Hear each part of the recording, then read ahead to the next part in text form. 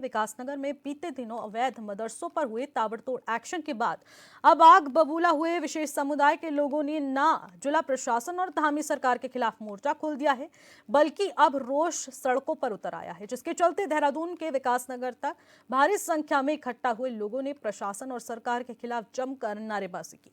साथ ही सरकार और प्रशासन को कार्रवाई रोकने के लिए उग्र आंदोलन की चेतावनी भी दी है और अपनी मांगों से संबंधित ज्ञापन तहसील प्रशासन को सौंपने को कहा है।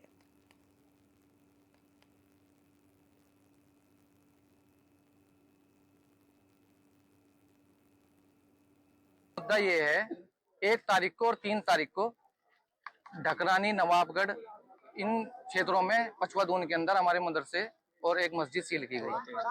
हम प्रशासन से ये पूछने आए थे कि किस कारण से हमारे मदरसे और मस्जिद सील की गई, जबकि हमारे इस पछवादून में 34 मदरसे हैं, जिनमें से लगभग 10-11 ही मदरसे हैं जो हिंदी तालीम भी दे रहे हैं। बाकी के जो मदरसे हैं वो मकतबे हैं। मकतबों का मतलब होता है कि उन बच्चों का एडमिशन हिंदी तालीम के स्कूलों में होता है और वो सिर्फ वहां पे धार्मिक शिक्षा लेने जाते हैं। और क्या बोलते हैं कि मदरसा बोर्ड की तरफ से ये उसमें एक रूल है कि जो मकतबे होते हैं उनको मान्यता लेने की जरूरत नहीं है। तो जब ना बात मान्यता की है, ना उनके किसी अवैध गतिविधि की है, तो किस कारण से सील किया गया, हमें ये जवाब प्रशासन से लेने आए थे और हमने ज्ञापन दिया है। यही हमारी मांगे थी कि तुरंत तत्काल से उन जिन मदरसों को और मस्जिद को सील किया गया है उनको खोला जाए और उसके बाद अगर कोई उसमें ऐसी कोई गतिविधि गलत है तो हमें बताया जाए, उसके नोटिस दिया जाए, उसके बाद कानूनी कार्रवाई। रमजान का पाक महीना शुरू होते ही जो है उप जिलाधिकारी महोदय द्वारा जो है बिना नोटिस दिए मदरसों पर कार्यवाही करने का काम शुरू कर दिया गया, जिसके संबंध में मुस्लिम सेवा संगठन सिटी मजिस्ट्रेट महोदय से मिले। सिटी मजिस्ट्रेट महोदय द्वारा आश्वासन दिया गया कि भाई पूरे रमजान के महीने जो है कोई भी कार्यवाही मदरसों के ऊपर और मस्जिदों के ऊपर नहीं होगी। हम लोग आश्वासन लेके घर बैठ गए, लेकिन उप जिलाधिकारी महोदय कार्यवाही से नहीं रुके। हम सिटी मजिस्ट्रेट साहब से और माननीय जिलाधिकारी महोदय से पूछना चाहते हैं, यदि आपके आदेश के निकलने के बाद भी उप जिलाधिकारी महोदय ने आपका कहना नहीं माना तो भैया मानेंगे किसका? दूसरी बात, मुस्लिम सेवा संगठन ये आह्वान करता है यहाँ से कि अगर इस कानूनी कार्रवाई को यहीं ना रोका गया और बिना नोटिस दिए कानूनी कार्रवाई करते रहे मदरसे के ऊपर तो हम माननीय न्यायालय का रुख करेंगे। जो शासन द्वारा जो अपंजीकृत रूप से मदरसे चल रहे हैं उनको सील किया जा रहा है, उस संबंध में आज कुछ लोगों द्वारा ज्ञापन सौंपा गया है। इनकी मांग यह है कि हमें पंजीकरण कराने के लिए थोड़ा समय दिया जाए और तब तक जो है प्रशासन द्वारा जो है कार्रवाई को ना किया जाए। देखिए, जैसे भी ऊपर से निर्देश प्राप्त होंगे उस प्रकार से इसमें नियमानुसार कार्रवाई की जाएगी।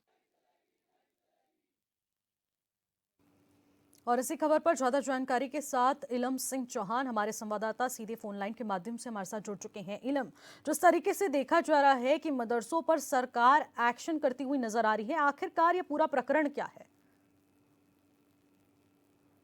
अभी हाल ही में जो है जो पछवादून विकासनगर तहसील के अंतर्गत जो अवैध तरीके से संचालित मदरसे और कुछ बिना कागजों के जो एक मस्जिद संचालित की जा रही थी, तो उसके विरुद्ध प्रशासन ने सख्ती से जो है कार्रवाई करी और उसके बाद जो मुस्लिम संगठन है उनके अंदर इसको लेकर रोष व्याप्त हो गया, जिसको लेकर इन्होंने मुस्लिम सेवा संगठन के नेतृत्व में तहसील विकासनगर का घेराव किया और कि प्रशासन ने पहले इनको बताया कि रमजान के महीने में कोई इस तरह की कार्रवाई नहीं की जाएगी, पहले नोटिस दिए जाएंगे, लेकिन उसके बावजूद जिला प्रशासन द्वारा अवैध मदरसों के विरुद्ध जो ये कार्रवाई है ये की गई है। ठीक है इलम, बहुत बहुत शुक्रिया तमाम जानकारी के लिए।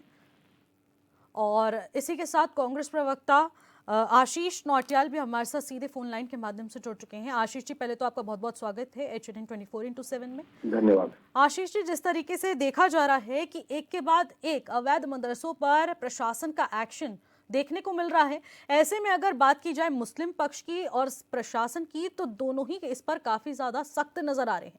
आखिरकार अब कांग्रेस इस पर क्या कुछ सोचती है? देखिए, कांग्रेस ने तो कभी भी गलत का साथ नहीं दिया। हम लोग तो भाईचारे वाले लोग हैं। हम हमेशा चाहते हैं कि आपस में भाईचारा बना रहे।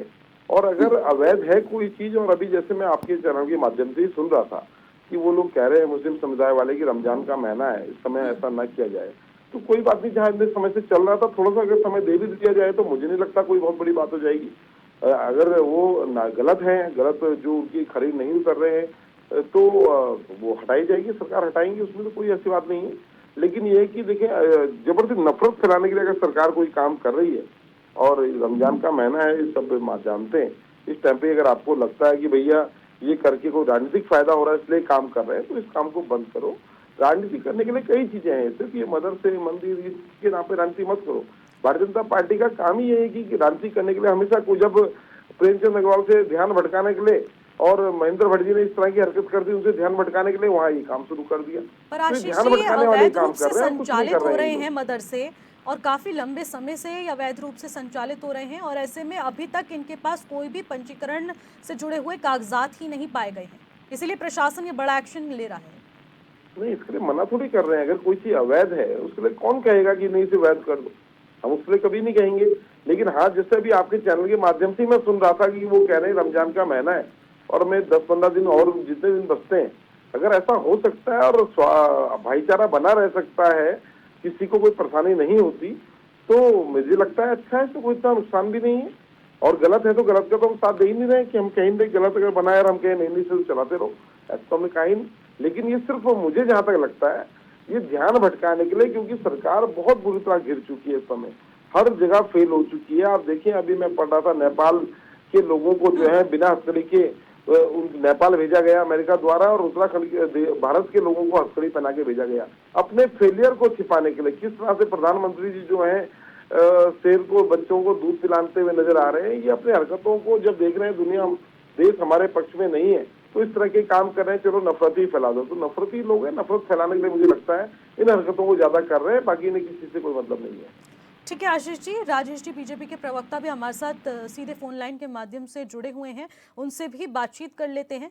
राजेश जी, जिस तरीके से अवैध मदरसों पर प्रशासन का शिकंजा देखने को मिल रहा है, दूसरी तरफ कहा जा रहा है मुस्लिम समुदाय द्वारा, और आशीष जी जो कि कांग्रेस के प्रवक्ता है वो भी हमारे साथ जुड़े हुए हैं, उनका भी यही कहना है कि रमजान के पाक महीने में इतना सब एक्शन लेना, जो कि काफ़ी लंबे समय से, क्योंकि अवैध मदरसे तो संचालित थे, और तुरंत एक्शन लेना किस हद तक सही है?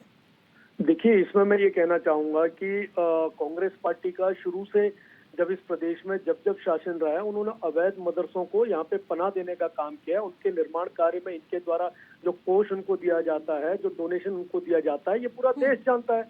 जहाँ जहाँ कांग्रेस पार्टी की सरकार रही है, इन्होंने अवैध मदरसों को बनाने में अपनी भूमिका अहम रूप से निभाई है। 2000 आप नफरती आदमी है, मैं तभी कह रहा हूँ, आप लोग नफरत फैलाने के काम करते हैं। हमें क्यों बोल रहे हैं इस बात में?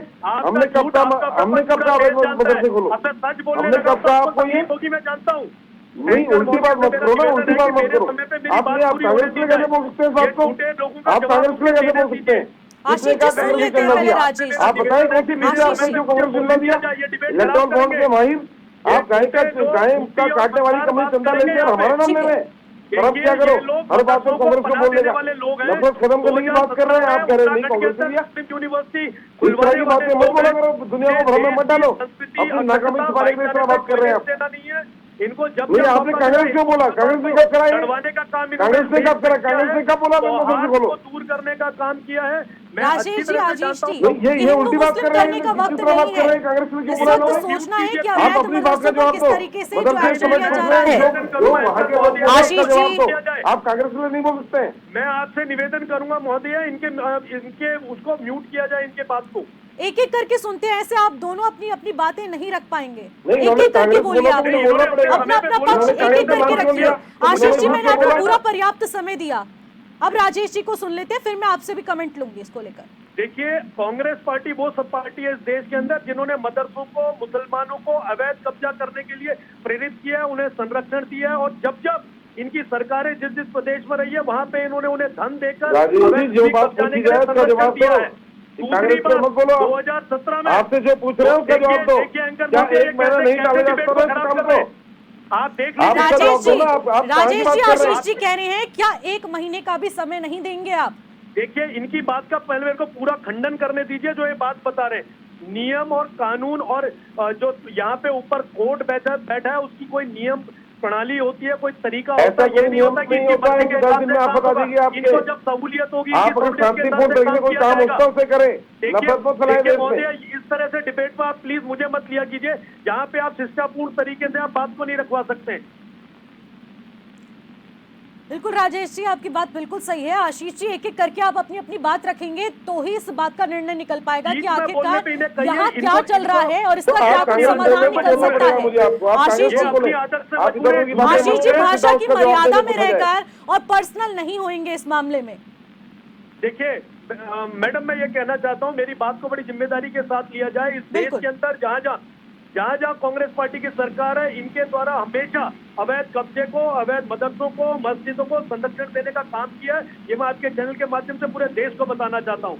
मैं भी देश को बता रहा हूँ कि आप खुलवाते हैं मदरसे, आप खुलवा रहे हैं मदरसे, आप नफरत फैलाने के मदरसे खुलवाते हैं, आप नफरत फैलाने के मजारे बनाते हैं, फिर जाके खुद तोड़ के आते हैं। ये सब काम आरएसएस करती है, आरएसएस करती है इस काम को। आप कांग्रेस के बोलेंगे तो मैं आपको बोलूंगा। आप गलत बात नहीं बोल सकते हैं। देखिए, एक आप देश को गलत बात नहीं समझा एक सकते हैं। करके आप अपनी बात रखिए आशीष जी। आपने 4 बार ऐसे इस चर्चा को यहीं पर समाप्त करना पड़ेगा। तो मैंने भी आपको इसका बोल दिया, कोई आप हल नहीं कांग्रेस के लिए निकलेगा। बोलेंगे। आप अगर कांग्रेस के लिए बोलेंगे तो मैं आपको बोलूंगा। मैं ये कहना ठीक है, चाहता हूँ, ठीक है, तो राजेश मैं जी, भी ये आशीष कह रहा जी। हूँ कि आप खुलवाते हैं गलत ठीक है, मदरसे, ठीक है। मैं भी आपको कहूंगा आप ठीक है खुलवाते राजेश जी, हैं। आशीष ये जी, काम आप करते हैं, समय की मदरसे कमी खुलवाने है, का, समय की मजारे कमी बनवाने का है। आप करते बिल्कुल हैं। ठीक है राजेश जी, आशीष जी, बहुत बहुत शुक्रिया हमारे साथ जुड़ने के लिए। समय की कमी को देखते हुए हमें ये चर्चा यहीं समाप्त करनी पड़ेगी, क्योंकि ये बहुत ही अहम मुद्दा था। क्योंकि अवैध मदरसों पर प्रशासन जिस कदर शिकंजा कस रहा है और उसी वक्त रमजान का ये पाक महीना चल रहा है, ऐसे में मुस्लिम समुदाय में काफी ज्यादा रोष देखने को मिल रहा है। अब देखते हैं कि एसडीएम को जो मुस्लिम सेवा संगठन द्वारा अब ज्ञापन सौंपा गया है उस पर क्या कुछ एक्शन लिया जाएगा।